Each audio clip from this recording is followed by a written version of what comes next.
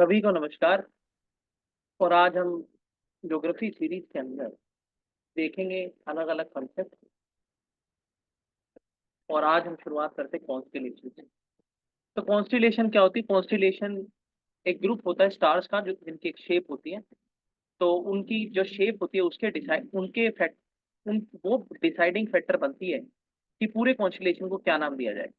अगर हम बात करें ग्रेट बियर की, जिसको सप्तऋषि के नाम से, उर्सा मेजर के नाम से, बिग डीपर के नाम से जाना जाता है, तो ये नॉर्दर्न कॉन्स्टिलेशन है जो नॉर्दर्न पोल के ऊपर बनता है। पोल स्टार के चारों तरफ ये घूमता है। और जितने भी स्टार्स हैं वो सारे के सारे पोल स्टार के चारों तरफ रिवॉल्व करते हैं। फिर हम बात करें ओरियन की, जिसको हंटर के नाम से जाना जाता है। ओरियन जो है विंटर्स के टाइम पर लेट इवनिंग में देखने को मिलता है।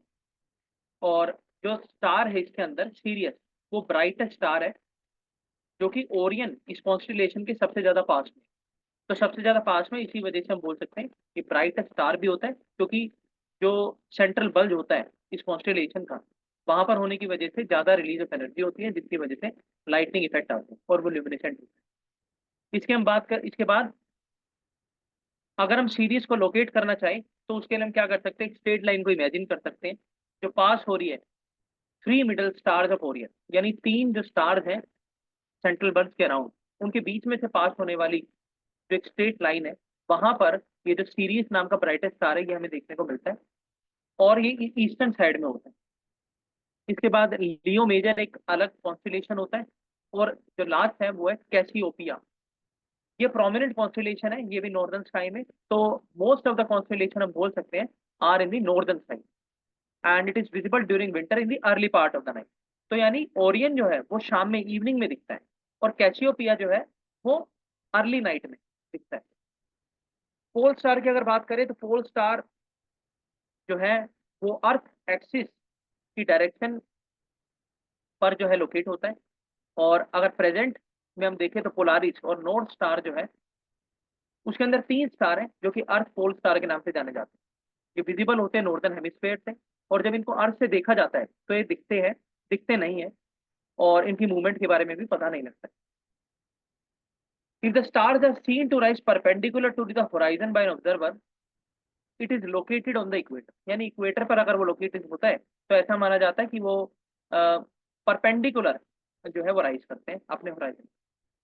सिलेस्टियल इक्वेटर, इक्वेटर भी एक एब्स्ट्रैक्ट चीज है, इमेजिनरी लाइन होती है। तो इसी तरीके से सिलेस्टियल इक्वेटर भी एक एब्स्ट्रैक्ट जो है इमेजिनेशन या फिर प्रोजेक्शन है सिलेस्टियल इक्वेटर का आउटर स्पेस। यानी जब हम अर्थ को डिवाइड करते हैं as an imagination line equator में, इसी तरीके का जो आउटर स्पेस है वहां पर जो डिवाइड करने वाली लाइन है उसको बोला जाता है सिलेस्टियल इक्वेटर। और जितने भी स्टार्स होते हैं जो अर्थ के सराउंड में रिवॉल्व करते हैं, वो इसी पाथ में पैरेलल घूमते हैं सेलेस्टियल इक्वेटर के। यानी स्पेस में जो भी स्टार्स सेलेस्टियल इक्वेटर की लाइन पर घूम रहे हैं वो पैरेलल होते हैं अर्थ के जो चारों तरफ स्टार्स घूम रहे हैं उनसे। And again it is an abstraction, it is an illusion. अगर हम बात करें स्टार क्वेक, तो ये एक मैसिव सुनामी की तरह मूवमेंट होती है जो स्टार्स के सरफेस पर होती है। यानी स्टार्स और उनके सरफेस पर जो मूवमेंट हो रही है अलग अलग चीजों की, गैसियस पार्टिकल्स है, डस्ट पार्टिकल्स हैं, वो स्टार क्वेक्स होते हैं। और डाटा रिलीज बाय गाया स्पेस मिशन। ये गाया स्पेस मिशन उसको बता सकते हैं कहाँ का है। एक सेकेंड। इसका 5 ईयर टर्म है। Gaia orbits the sun earth system in Lagrange point 2 L2 में, और डिटेक्ट करते हैं celestial object millions time fainter होता है, तो आई जो दिखता नहीं है उसको डिटेक्ट करते हैं। एक्यूरेसी बहुत ज़्यादा है। और अभी तक में कम से कम 2000 मिलियन स्टार को कैटलॉग किया जा सकता है, किया गया है गाया।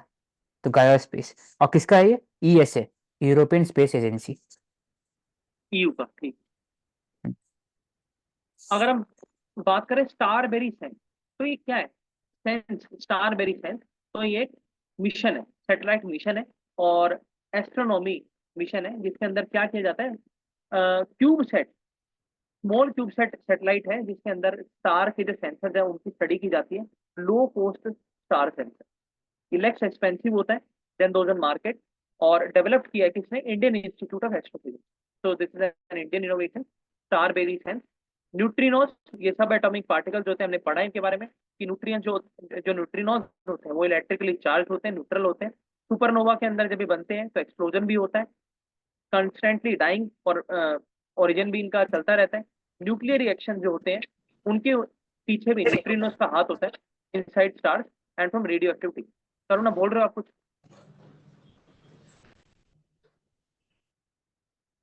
नहीं ठीक। करुणा ओके। और न्यूट्रिनोस के ऊपर हमारा एक मिशन भी है जो कि Indian based neutrino observatory Tamil Nadu के अंदर लोकेटेड है। तो this is an observatory to study the neutrinos and their impact in the nuclear reactions and the nuclear formation. अगर ब्लैक होल की बात करें तो ब्लैक होल जो है वो स्टार्स के अंदर एक ऐसा जोन होता है जो कि बनता है जब एक मैसिव स्टार कोलैप्स करता है। Active state of black hole जिसके अंदर जितना भी मैटर होता है वो पुल किया जाता है चारों तरफ से because of the gravitational force. And please rectify me, do we get highest amount of gravitation in the black holes और देयर इज एन एब्सेंस? ओशिक हाईएस्ट फॉर्म में होता है क्योंकि आप उसको highest escape form, नहीं कर yes, सकते। yes. So there is an highest form of gravitational force which pulls, ये सराउंडिंग का जितना मैटर होता है ग्रेविटेशनल फोर्स उसको अट्रैक्ट करती है और एक साथ लेकर आती है जिससे कि एनर्जी रिलीज होती है।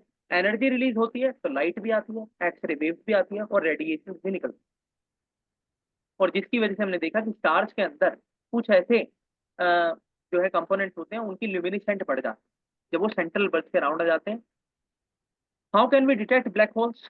तो ब्लैक होल जो है उनको ऑब्जर्व नहीं किया जा सकता है नॉर्मल तौर पर, लेकिन इनको डिटेक्ट किया जा सकता है कैसे? ग्रेविटेशनल फील्ड को स्टडी करके। जो ग्रेविटेशनल फील्ड है उनके आसपास के जो मैटर्स हैं उनके ऊपर इनका इम्पैक्ट देख करके, क्योंकि जो भी मैटर फ्लो कर रहा है ब्लैक होल के अंदर वो इंटेंसली हीटेड होता है और जब वो हीटेड होता है तो हमने देखा ल्यूमिनेसेंट हो जाता है, रेडिएशन निकालता है, एक्सरे वेव आती है उसके अंदर से, और before entering into the event horizon and disappearing forever. तो उसके बाद ये इवेंट होराइजन होता है और वो डिसअपियर हो जाता है। ये जो एक्सरेज रेज होती आप है इनको जैसे डिटेक्ट। नीचे देखोगे एक बार फोटो में, तो उसमें दिखाई देगा कि कैसे ये जो रेडिएशन है ये हमें दिख रहा है। तो यहाँ पे बेसिकली यही है कि यूजुअली ऐसा नहीं होगा, बट जो उसकी ग्रेविटेशनल फील्ड इतनी ज्यादा होती है और जो मैटर होता है ब्लैक होल के अंदर जा रहा होता है वो इतना ज्यादा हीटेड हो जाता है, ग्रेविटेशनल फोर्स जो उसके ऊपर लग रहा होता है कि वो एक्सरेज के फॉर्म में एनर्जी रेडिएट करता है। जैसे ही वो इवेंट होराइजन पे होता है, इवेंट होराइजन आप लगा सकते हो कि एक तरीके से बाउंड्री होती है, जैसे ये जो दिख रहा है कि इसके बाद आप फिर ब्लैक होल के अंदर एंटर कर जाओगे और आप वापस बाहर नहीं आ सकते।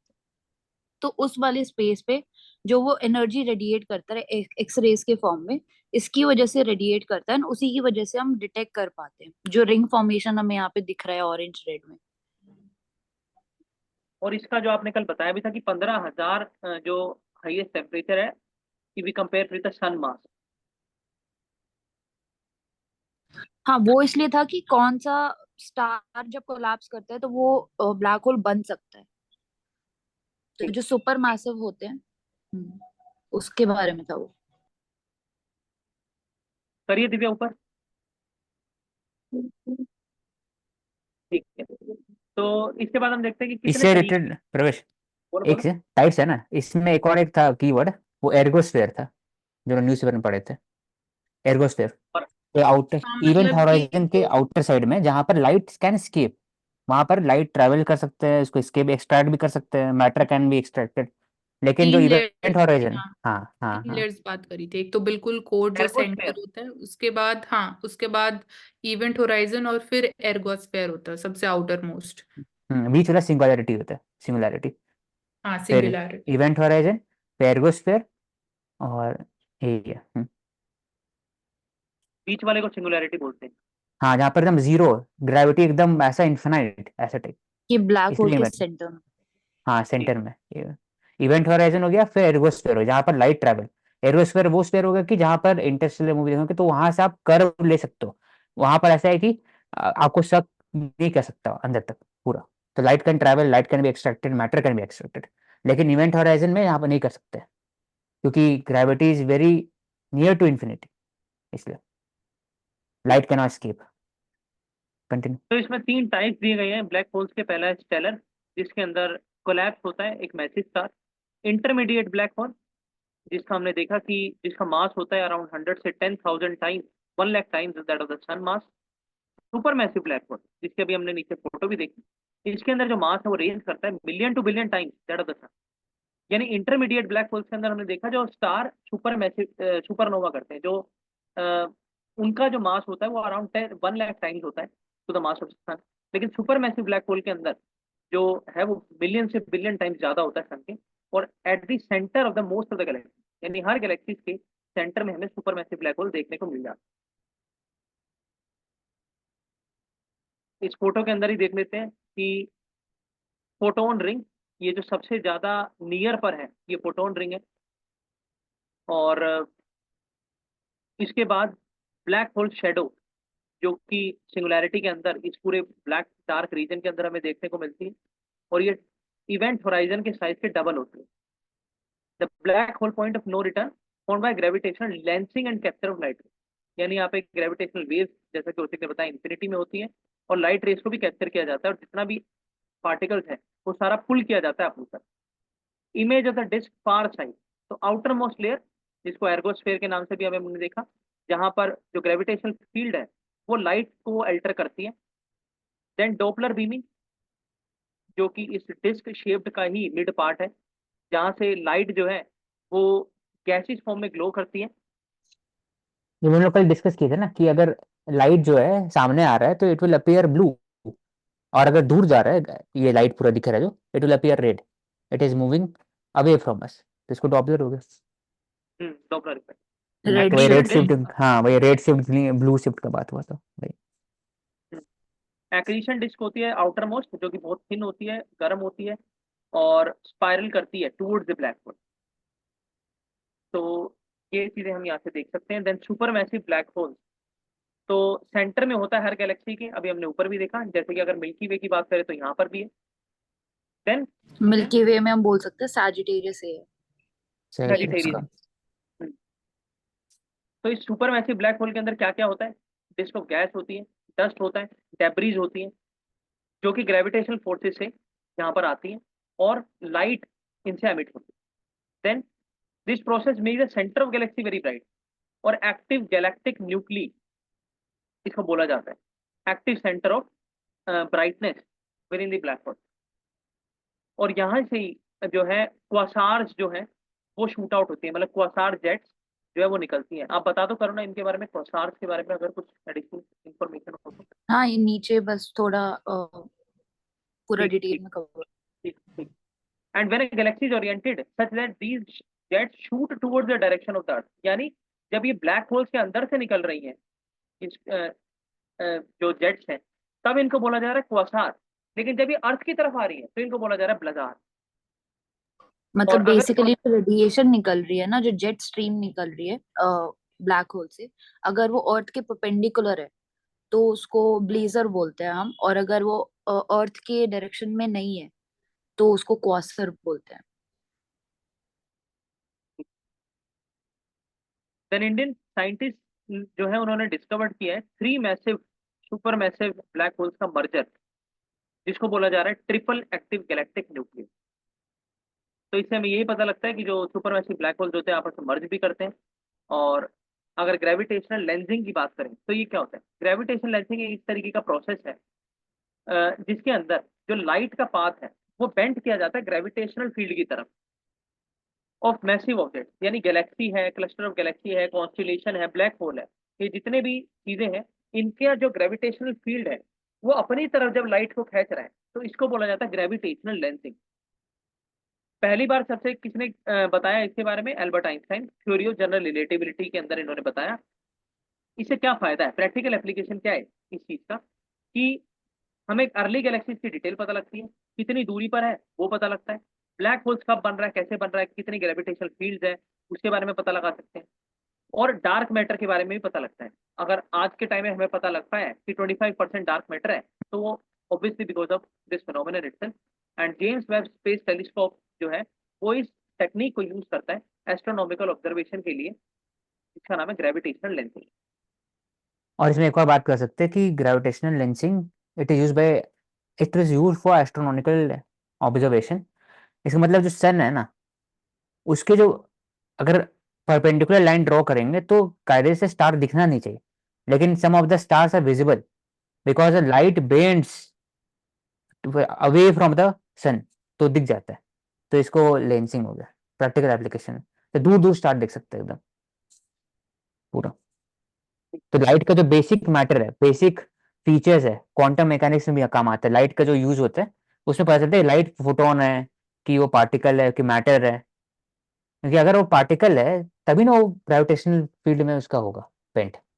अगर वो लाइट अगर एनर्जी है तो बेंट कैसे हो सकता है? ग्रेविटी कैसे मैटर को अट्रैक्ट करता है ना, ग्रेविटी एनर्जी को कैसे करेगा? तो ये सब चीज पर भी क्वेश्चन उठता है ओवरऑल। कंटिन्यू। तो क्वासार्स और ब्लाजार्स यहाँ पर हम देख सकते हैं किस तरीके से जो है ब्लाजार्स और क्वासार्स की मूवमेंट होती है। दोनों में जैसे एक्रीशन आप डिस्क और फोटो में रिलेटिव देख वेव सकते हो कि जो जेट निकल रही बनते है हैं, वो जब निकलते हैं। अर्थ की एक में डायरेक्शन में है। परपेंडिकुलर हमें देखने को मिल रहा है, एक में रोटेटिंग देखने को मिल रहा है। ब्लाजार जो है वो अर्थ की तरफ अट्रैक्ट, बोलो करुणा। हाँ, जो ब्लाजार है वो अर्थ के डायरेक्शन में परपेंडिकुलर है। अगर आप अर्थ पे हो तो आपकी तरफ ही जो जेट की डायरेक्शन है वो आपकी तरफ है। बस यही मेन डिफरेंशिएशन यही होता है दोनों में। ठीक है। तो इन दोनों के बारे में ऐसा बोला जाता है कि जो सेंट्रल पार्ट है मैसिव गैलेक्सीज का, और जो ब्राइट कोर है वहां पर दोनों जगह से जो है क्वासार्स और ब्लाजार्स देखने को मिलते हैं। देन ल्यूमिनस ऑब्जेक्ट जो है, ऐसा माना जाता है इन दोनों को ही यूनिवर्स के अंदर। क्वासार जो है वो एक्टिव गैलेक्टिक न्यूक्लियस का एग्जाम्पल होते हैं और हाइयर इनकी ब्राइटनेस होती है। क्वेसी स्टेलर रेडियो सोर्स, ये ल्यूमिनस ऑब्जेक्ट होते हैं, radio waves, visible light, ultraviolet rays, then IR waves, x ray, gamma rays, सारी इनसे निकलती है क्वासार से एंड ब्लाजार से। और सबसे पहले जो डिटेक्ट किया गया 1960s के अंदर, और हर गैलेक्सी के अंदर मिलता है, particularly in the supermassive black holes के अंदर तो मिलता ही मिलता है। उन्हीं क्वासार्स दो तरीके गैलेक्सीज के में होते हैं, मिलता है जिनके सेंटर में सुपरमासिव ब्लैक होल होता है। ब्लैक होल होता है। हम्म। क्वासार्स एंड जो दो उनकी तरीके। डायरेक्शन है विद रिस्पेक्टिव टू अर्थ, सिर्फ उसी में ही डिफरेंस है, चीज ये सेम ही है। जेट की बात हो रही है। हम्म, इसके बाद रेडियो, जो लाउड टाइप है क्वासार का, इसमें क्या होता है कि 10% ओवरऑल क्वासार पॉपुलेशन होती है विद पावरफुल जेट्स। तो स्ट्रॉन्ग रेडियो वेवलेंथ निकलती है यहाँ से। और रेडियो क्वाइट, तो ऑब्वियसली ये नाम ही बता रहा है, रेडियो क्वाइट लाउड यानी maximum form of radio wavelength, highest form. और रेडियो क्वाइट के अंदर वीकर रेडियो एमिशन। तो अगर बात करें रेडियो लाउड तो इनका परसेंट है 10, और रेडियो क्वाइट यानी ज्यादातर क्वाइट ही निकलती है, अराउंड 90%। देन क्वासार्स में 90% जो है वो एमिट करते हैं क्वाइट वेव्स, अभी ऊपर भी हमने देखा। और 13 बिलियन ईयर्स का टाइम पीरियड लगता है क्वासार से अर्थ तक जो लाइट है उसका डिस्टेंस कवर करने में। Then higher the red shift of the radio wavelength the farther away the source, जो कि अभी हमने देखा कि रेड शिफ्ट जितनी, अच्छा वो तो ब्लू के बारे में हमने बात की। Higher the red shift of the radio wavelength, यानी जितनी ज्यादा लाल रंग की रेडियो वेवलेंथ होगी उससे यही पता लग जाता है कि कितनी दूरी पर जो है सोर्स है। Then blazars, blazars are a type of quasars. तो हम बोल सकते हैं कि quasars are the prominent feature, not the blazars. और ब्लाजार्स के जो जेट की डायरेक्शन होती है परपेंडिकुलर होती है टुवर्ड्स द अर्थ, और एक्सट्रीम ब्राइट होते हैं, वेरिएबल होते हैं, have wavelength from radio waves to gamma, यानी हर तरीके की इनमें वेव्स मिलती हैं, रेडियो वेव्स हो चाहे गामा रेज हो। अब अगर हम डिफरेंस की बात करें तो क्वासार्स हमें देखते हैं, ब्लाजार देख लेते हैं। We see them almost head on, यानी अर्थ के टू बिल्कुल दिखता है, मतलब हम बोल सकते हैं कि अर्थ की बिल्कुल डायरेक्शन में ये होता है, परपेंडिकुलर डायरेक्शन में। इसी वजह से ये पूरा हेड ऑन पोजीशन में होता है, ब्राइटर होता है कंपेरिजन टू क्वासार्स। और अलग अलग तरीके की रेज इससे एमिट होती है, चाहे वो गामा हो, चाहे वो एक्सरे हो, चाहे वो IR हो। May not show these broad emission lines due to jet obscuring our view of the inner regions of the galaxy. तो इसका क्या मतलब हुआ करुणा? जब वो हमारी डायरेक्शन में नहीं है तो जो एमिशन लाइंस जेट में निकल रही है, जो गैसियस क्लाउड्स की प्रेजेंस का इंडिकेशन हमें मिल रहा है, तो वो ज्यादा अच्छे से हमें नहीं पता चल पाता क्योंकि वो हमारी डायरेक्शन में पॉइंटेड होता है। तो इसलिए वो ज्यादा अच्छे से हम डिटेक्ट कर पाते क्वार्टर्स में। Then Goldilocks zone.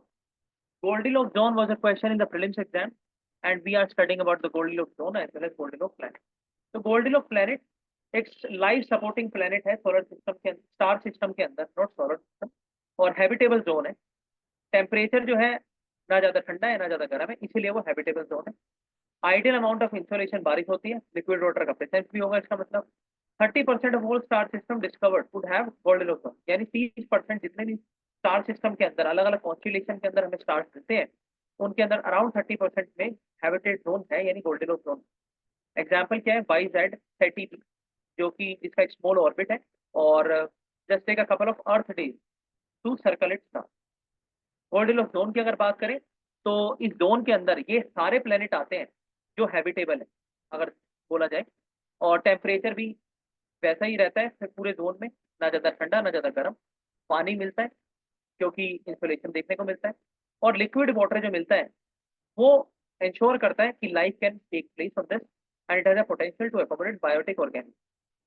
Exoplanet And in economics जैसे also अर्थ है, about the Goldilocks phase, तो इकोनॉमिक्स में उसका क्या इंटरप्रिटेशन है? That is the most ideal state, मतलब उस टाइम पे इकोनॉमी ना ज्यादा एक्सपैंड कर रही है ना ज्यादा कॉन्ट्रैक्ट कर रही है, तो that is the ideal state. बोला हाँ करो वही ना। यहाँ पे भी अप्लाई होता है कि जैसे हम अर्थ को देख सकते हैं, अर्थ सन के गोल्डीलॉक्स जोन में आइडियल फेज में है, इसीलिए लाइफ सपोर्ट कर पा रहा है।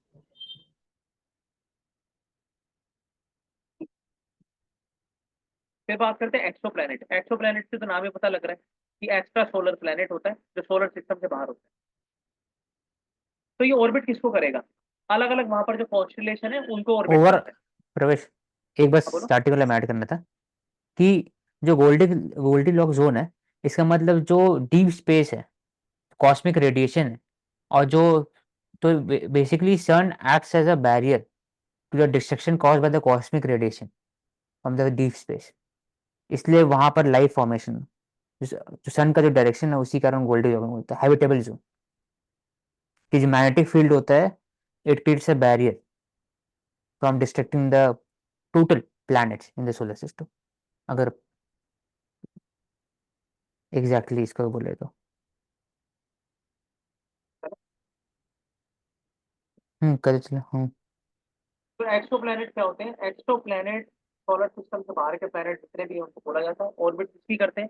तो अलग अलग जो कॉन्स्टिलेशन की हमने बात की थी, एक कॉन्स्टिलेशन है जिसके अंदर ग्रुप ऑफ स्टार्स है जो उनको ऑर्बिट करते हैं। 1992 के अंदर ऐसा पता लगा, और डायरेक्टली सीन किए जा सकते हैं, hard to be directly seen, यानी टेलीस्कोप से नहीं देखे जा सकते हैं, and hidden by the bright glare of the star. Then किस तरीके से इनको डिस्कवर किया जाता है, तो उसकी टेक्निक का नाम है ग्रेविटेशनल माइक्रो लेंसिंग। तो ऊपर हमने देखी थी ग्रेविटेशनल लेंसिंग, यहाँ पर है ग्रेविटेशनल माइक्रो लेंसिंग। तो light from a distance star is bent, जितनी दूरी पर होगा उतनी ज्यादा लाइट बेंट होगी, and focus by gravity as a planet passes between star and अर्थ।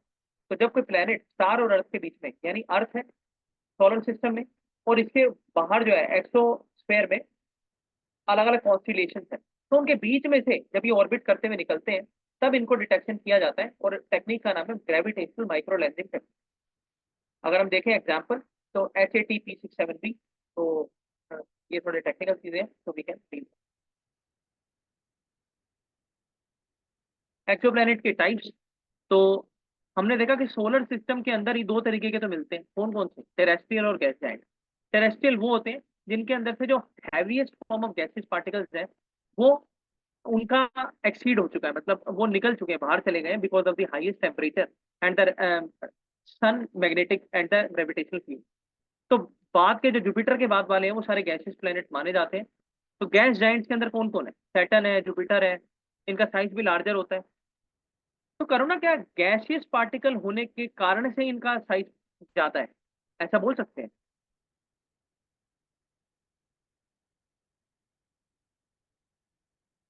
करो ना।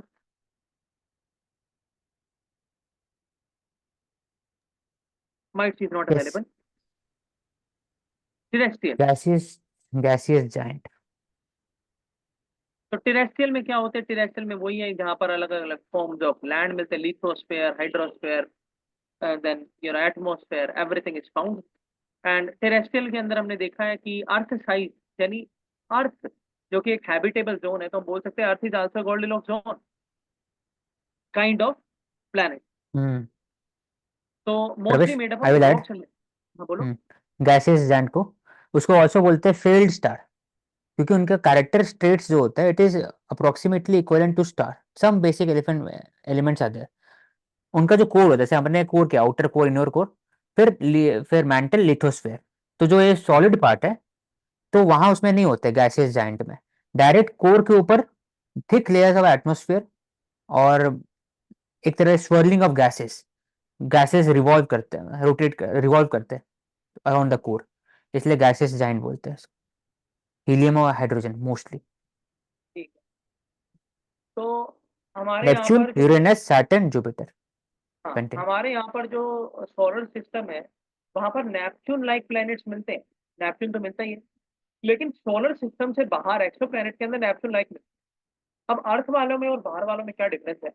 वो सिंपल सा डिफरेंस इतना ही है कि जो सोलर सिस्टम में मिलते हैं, उनका साइज जो होता है वो ज्यादा बड़ा नहीं होता है, वो छोटा होता है, और एक्सो प्लैनेट वालों का ज्यादा बड़ा होता है। और दूसरा, हाइड्रोजन एंड हीलियम जो है वो डोमिनेट करते हैं एक्सो प्लैनेट वालों में, जो कि अर्थ वालों में नहीं करते। देन सुपर अर्थ, ये भी एक एक्सो प्लैनेट का एग्जाम्पल है। सुपर अर्थ, यहाँ पर टेरेस्ट्रियल और रॉकी और massive than earth but lighter than Neptune, यानी जितना टेरेस्ट्रियल और रॉकी अर्थ है, उससे कई गुना ज्यादा सुपर अर्थ है। इससे क्या पता लगता है? इससे ये पता लगता है जब इतना ज्यादा टेरेस्ट्रियल है तो एटमोस्फेयर नहीं होगा, क्योंकि अगर 95% जो है आपका टेरेस्ट्रियल ही आ गया तो एटमोस्फेयर के लिए जगह ही नहीं बची। तो हो भी सकता है 10% भी हो सकता है, या फिर 100% भी टेरेस्ट्रियल हो सकता है, तो इसलिए उसको सुपर अर्थ बोले जाता है। गैस जाइंट्स हमने देख लिया, इसके बाद हम देखते हैं एक्सो प्लैनेट। तो ये हमने बात की कि अर्थ एंड और ऑल्सो मैं एक्सो, ऐड करना चाहूंगी, बोलो। जैसे आपने बोला था नेपट्यून लाइक वाले प्लैनेट के बारे में, तो उसमें एक फैक्टर हम ये भी ले सकते हैं कि जो हाइड्रोजन और हीलियम से बने होते हैं वो सबसे ज्यादा, तो वहां पे जो ग्रेविटेशनल फोर्स होता है वो इतना ज्यादा होता है कि जो गैसेस हैं ये एस्केप ही नहीं कर पाते उनके ग्रेविटेशनल फोर्स को।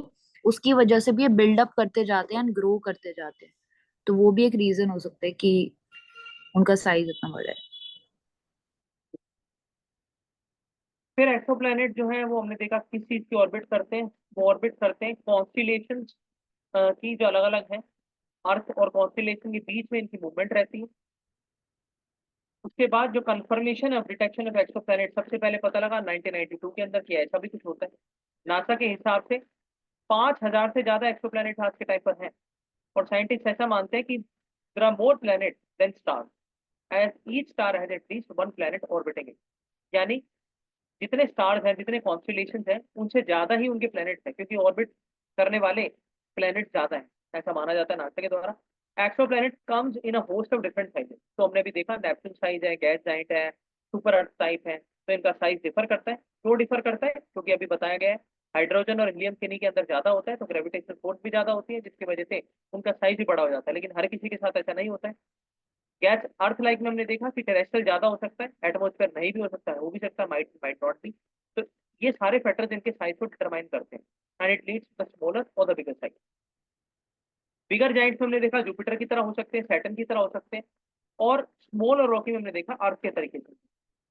इसके बाद डिफरेंट काइंड ऑफ टेम्परेचर होता है। गोल्डीलॉक्स जोन तो है, यानी इक्वलाइजेशन, यानी ना ज्यादा ना ठंडा ना ज्यादा गर्म। लेकिन एक्सो के अंदर बहुत सारी ऐसी चीजें हैं, बहुत सारे ऐसे स्टार्स हैं, बहुत सारे ऐसे प्लेनेट हैं जिनका ज्यादा ठंडा भी हो सकता है और ज्यादा गर्म भी हो सकता है। अगर हम बात करें सुपर अर्थ की या अर्थ लाइक वाले की, तो उसमें क्या होगा? उसमें सबसे ज्यादा गर्म होगा, ठंडा हो ही नहीं सकता उसमें, क्योंकि टेरेस्ट्रियल ज्यादा है, एटमोस्फेयर है ही नहीं। उसके बाद अगर हाइड्रोजन और हीलियम वाले की बात करें, तो वहां पे भी कोल्ड नहीं होगा, वहां पे भी हाईली फॉर्म ऑफ हॉटनेस होगा। देन टाइप्स ऑफ एक्सोप्लैनेट, तो इसमें भी हमने देख लिया क्या है, गैस जाइंट होते हैं, और गैस जाइंट के अंदर हाइड्रोजन हीलियम, ज्यादा टेम्परेचर होता है, एक्सेस टेम्परेचर होता है। टाइप होता है जुपिटर, जुपिटर और सैटर्न की तरह, जैसे हमारा सोलर सिस्टम में, क्योंकि एस्केप नहीं करता पाते हैं ग्रेविटेशनल फील्ड को। इसके बाद साइज भी इनका बड़ा होता है, और कहीं भी मिल सकते हैं एक्सो में, गोल्डीलॉक्स जोन में, और इवन सोलर सिस्टम में भी मिल जाते हैं। नेपच्यूनियन जो होते हैं वो साइज में नेपच्यून या यूरेनस की तरह होते हैं। हाइड्रोजन हीलियम इनमें भी होता है। और सिर्फ एक चीज इनमें डिफरेंस क्या है कि इनमें हाइड्रोजन हीलियम जो है वो डोमिनेट करता है रॉक और हैवियर मेटल्स। तो टेरेस्ट्रियल पार्ट को डोमिनेट यहाँ पर करता है नेपच्यूनियन में, और टेरेस्ट्रियल जिसमें अर्थ, मार्स, मरकरी, वीनस, ये टेरेस्ट्रियल और रॉकी प्लैनेट्स हैं। और planets outer side our solar system. करो ना इस लाइन को आप समझाना, for planets outside our solar system those between half of earth size twice its radius.